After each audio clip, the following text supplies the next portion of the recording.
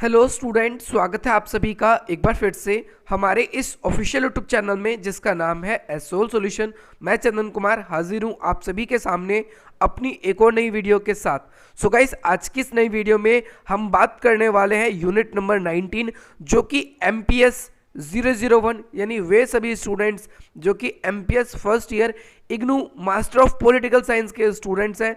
तो भाई आप सभी के लिए बहुत इंपॉर्टेंट ये क्वेश्चन पेपर्स की सीरीज चल रही है, जो अगर आप किसी भी प्रीवियस ईयर के क्वेश्चन पेपर को उठा के देखेंगे हम उन क्वेश्चनों के साथ डील कर रहे हैं जो आपके एग्जाम में जरूर पूछे जाते हैं। तो आज हम बात करने वाले हैं जॉर्ज लुकास के बारे में।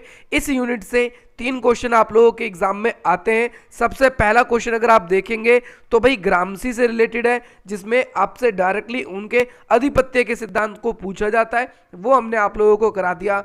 नंबर 2 क्वेश्चन आप लोगों से फ्रैंकफर्ट स्कूल के बारे में पूछा जाता है, वो क्वेश्चन भी आप लोगों के लिए कंप्लीटली हमने करवा दिया। अब हम बात करने वाले हैं इसी यूनिट के क्वेश्चन नंबर 3 पे और मोस्ट इंपॉर्टेंट क्वेश्चन के जॉर्ज लुकास के बारे में। भाई जॉर्ज लुकास जो है ये क्वेश्चन इतना इंपॉर्टेंट है कि भाई बार बार आप क्वेश्चन पेपर में देख सकते हैं।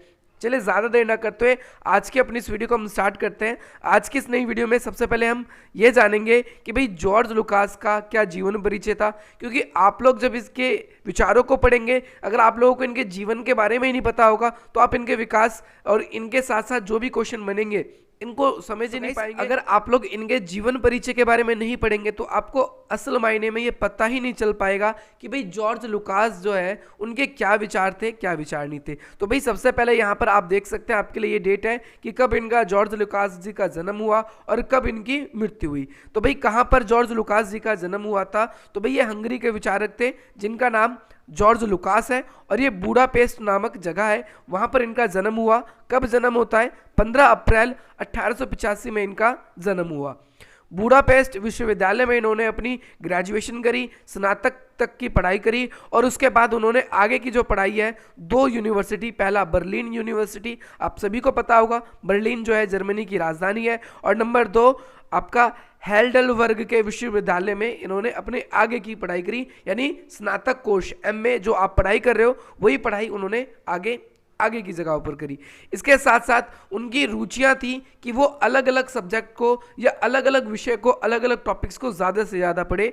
इसीलिए उन्होंने अपने जीवन का जो सबसे पहला फेज था, जो उनका स्टडी का ही चरण था, अध्ययन का जो चरण था, उसमें उन्होंने अपने समय के बहुत सारे ग्रंथ पढ़े थे, अपने समय के साहित्य किताबों को पढ़ा था और उनकी ज़्यादातर आलोचनाओं को उसमें अपना जीवन व्यक्त किया। यानी बुक्स ऐसी पढ़ते थे जो नॉर्मली उसके आलोचनाओं पर आधारित होती थी, वो बुकें ज़्यादा पढ़ते थे। इस क्षेत्र में उनकी काफ़ी सारी आलोचना के संदर्भ में ही उनकी काफ़ी सारी रचना हुई है और पेपर में आपसे बहुत बार आता है कि भाई जो भौतिकवाद का सिद्धांत था, द्वंद्वात्मक भौतिकवाद का सिद्धांत था कार्ल मार्क्स का, उसकी आलोचना इन्होंने कैसी करी है। तो सबसे पहली बात आपको ये ध्यान रखना है, इन्होंने बहुत सारी ऐसी रचनाएं करी है जो आलोचनाओं पर ही आधारित है। इसके साथ साथ इस क्षेत्र में उनकी जो प्रारंभिक रचनाएं हैं, यहाँ पर कुछ रचनाएं हैं उनकी, सोल एंड फॉर्म 1910 में, इसके बाद history of development of modern drama 1911 में, इसके साथ साथ एथलेटिक कलवर 1913 में, थ्योरी ऑफ नॉवल 1916 में, और इसके बाद ऐसे ही उन्होंने ऐसी कई सारी रचनाएं करी। आगे चल के हम ये देखते हैं कि उन्होंने द्वंद्वात्मक आदर्शवाद, जो द्वंद्वात्मक भौतिकवाद था, पहले तो भाई उसकी आलोचना करी इन्होंने, और साथ ही साथ आप ये भी ध्यान रखेंगे कि भाई जो इन्होंने अपनी 1916 तक द थ्योरी ऑफ नॉवल इस पे लिखी, इसके बाद में इनका जो झुकाव था वो नैतिक आदर्शवाद की ओर चला गया। जैसा कि इसी समय पे अगर आप देखेंगे तो भाई अमेरिका के जो राष्ट्रपति थे वुडरो विल्सन, वो भी बहुत ही बड़े आदर्शवादी थे, तो इनका आदर्शवाद की तरफ विचार इनका झुका। और साथ ही साथ देखेंगे इसी काल में उन्होंने प्लेटो और हेगल से काफ़ी ज़्यादा वो प्रभावित हुए थे और धीरे धीरे वे क्या है कि मार्क्सवादी चिंतन की ओर धीरे धीरे वो आकर्षित होने लगे। और वे हाल ही के वर्षों में उसी समय में जो है कई सारे, देखो ध्यान रखना कि ये 1916 के बाद से ही हेगल और साथ ही साथ प्लेटो के विचारों से प्रभावित हुए और इसी वजह से ये क्या है समाजवादी आंदोलन की ओर जाने लगे थे। बहुत सारे जो भी समाजवादी आंदोलन होते थे इनके समय में, वो उन सभी आंदोलनों में भाग लेने लगे थे। इसी वजह से आगे चल के वो जो 1916 के बाद में वहाँ पर हंगरी के अंदर समाजवादी जो वहाँ पर सरकार बनी, उस सरकार के सदस्य भी बने और 1919 में आगे चल के ये थोड़ी देर के लिए वहाँ पर साम्यवादी सरकार के शिक्षा मंत्री का भी इन्होंने पद संभाला।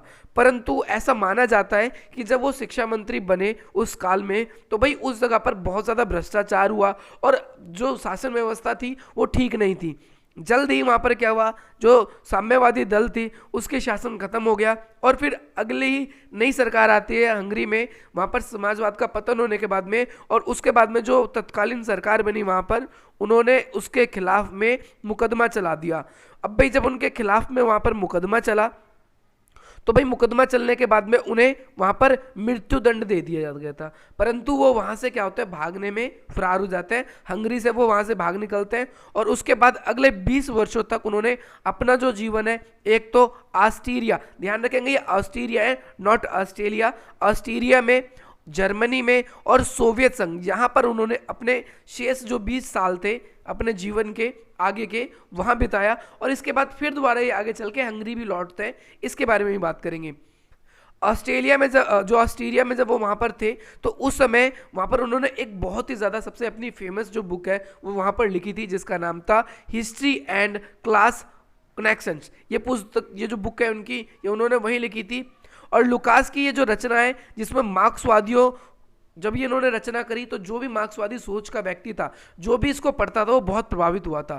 क्यों प्रभावित हुआ था मैं आप लोगों को बता दूं, क्योंकि इसी बुक के अंदर इन्होंने कार्ल मार्क्स की द्वंद्वात्मक जो भौतिकवाद का सिद्धांत था इसकी इन्होंने करी थी आलोचना, इन्होंने इसकी बताई थी कमी, और इसी वजह से मार्क्सवादी जो पाठक वर्ग था वो इस ओर आकर्षित हुआ था, क्योंकि कार्ल मार्क्स के विचार में जो भी कमी थी ये उन्होंने उजागर करी थी।